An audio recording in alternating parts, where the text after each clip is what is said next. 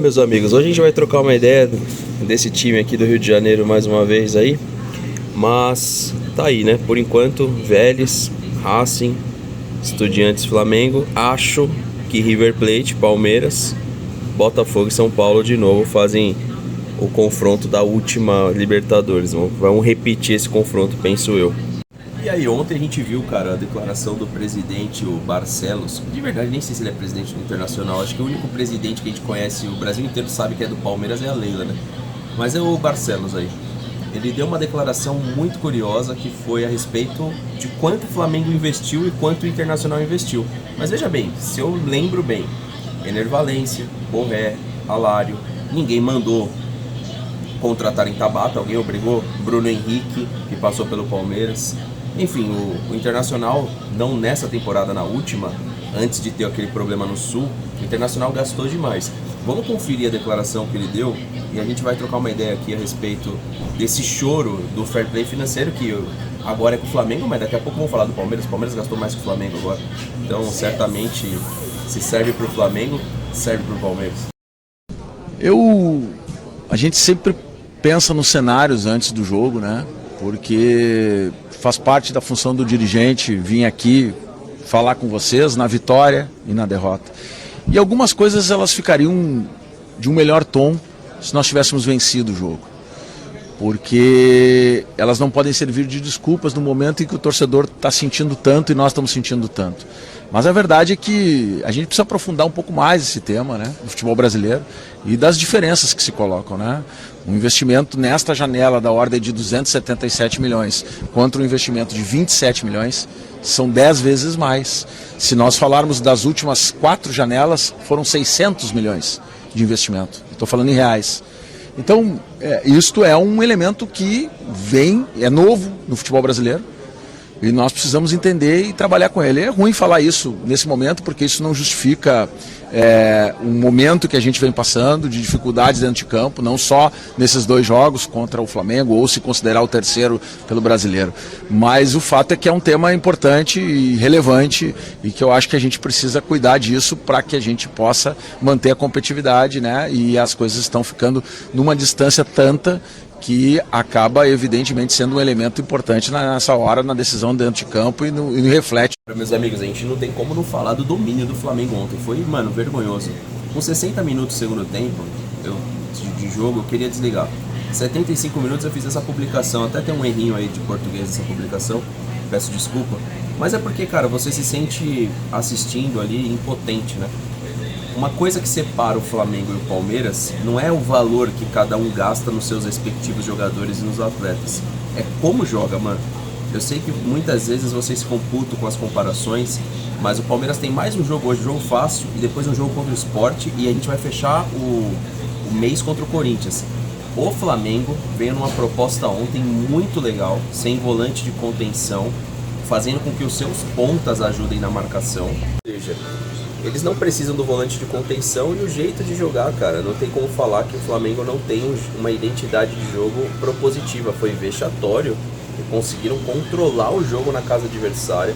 Claro que existiram eventos na partida que eu acho que até atrapalharam o Inter, como os papéis lá em campo. Tenho certeza que não foi positivo nem para um lado nem para o outro, mas ficou pior para o Internacional. E, cara, esse tipo de choro aí do presidente do Internacional é ridículo, porque o Internacional gastou uma grana assim na última temporada, enquanto o próprio Palmeiras não tinha gasto tanto, o Internacional gastou mais. E aí o Palmeiras veio com os gastos para essa temporada, que provavelmente os sustenta nos próximos 3 anos, e o Flamengo a mesma coisa. Então não é muitas vezes só o dinheiro, não adianta, porque o Palmeiras, por exemplo, está colocando uma grana, colocou grana aí no Mikael, no Jeff Té, aí agora já tinha contratado o Emiliano Martins, contratou o Victor Roque, o Paulinho, mas a gente ainda não vê essa identidade dentro do campo. E essa é uma das críticas. Claro, tem tudo hoje pra gente ver, porque o adversário permite, mas eu tenho as minhas dúvidas se tivesse pego o Internacional, que a gente teria feito esse jogo de controle que o Flamengo fez. Novamente está pintando um cenário, porque que eu abro ali com o chaveamento.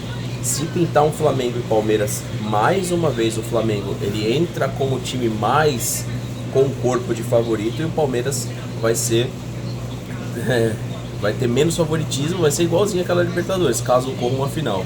Mas assim, o Flamengo investe em jogadores que têm o potencial de posse de bola, que eu acho que isso é interessante a gente observar. O Palmeiras já não. O Palmeiras ele pensa em jogadores para o sistema de jogo do Abel, que é muito mais para reagir os adversários do que propor o jogo. Enfim, foi isso que eu vi. Teve um momento que eu simplesmente desisti de secar, porque o Flamengo controlou o Internacional. E vamos ver o que a gente vai fazer hoje num jogo ganho, né? A gente tem uma boa sequência até enfrentar o Corinthians, né? Universitário, né? Pegamos aí vamos pegar agora o Sport, que dispensa qualquer comentário, ainda mais o jogo sendo em casa. E depois a gente enfrenta o Corinthians fechando o mês, tá? Então isso que eu vi, acho show, tá? Porque é normal. O Flamengo vai gastar mais porque ganha mais, vai estocar dinheiro, vai fazer o quê? Os caras vão colocar dinheiro no bolso? Um clube de futebol, ele arrecada dinheiro para poder gastar em jogador. Se o Flamengo não gastar em jogador, alguém vai estar levando esse dinheiro para casa, certo? Então não faz nenhum sentido esse tipo de declaração do Barcelos aí. Queria saber a opinião de vocês. E aí, passando um pouquinho lá no Baldaço, me fez lembrar do passado, porque quando ele fala do Roger Machado, o que ele citou da 4-2-3-1, vou mostrar pra vocês aí, é exatamente o que eu citava da 4-2-3-1 quando o Roger treinou o Palmeiras. Então veja bem, será que é só o valor investido? Olha aí a declaração do Baldasso. Talvez o Bernabé tenha nos enganado, e eu posso falar de outras decadências técnicas, mas e o treinador? E o treinador? Mesmo com o Flamengo sendo melhor, eu pergunto para vocês viram algum movimento diferente do Internacional nesse jogo para tentar surpreender o adversário? Vocês viram algum movimento tático diferente, alguma jogada especial? Sabe como é que o Internacional estava em campo hoje? O Internacional estava em campo hoje no mesmo esquema 4-2-3-1 de sempre, igual a sempre, sem nenhuma jogada alternativa, num leque paupérrimo de possibilidades táticas. E quando o Roger passou pelo Palmeiras, olha o que eu falei do Roger no dia que ele foi demitido, inclusive. Que é a minha crítica ao Roger, né? Eu poderia vir aqui e só falar assim, fora Roger, como muita gente está fazendo aí. A minha crítica ao Roger é simples. Falar de esquema de jogo do Roger. Desde quando ele chegou no Palmeiras, foram testados 2 sistemas de jogo. Roger Machado testou 2. O primeiro deles, imaginando o Felipe Melo como primeiro volante, 4-1-4-1. Primeiro sistema de jogo utilizado pelo Roger e que também já tinha sido utilizado pelo Eduardo Batista. Temos um superchat aqui, eu já vou ler, do Ramon. Espera só um pouquinho, Ramon.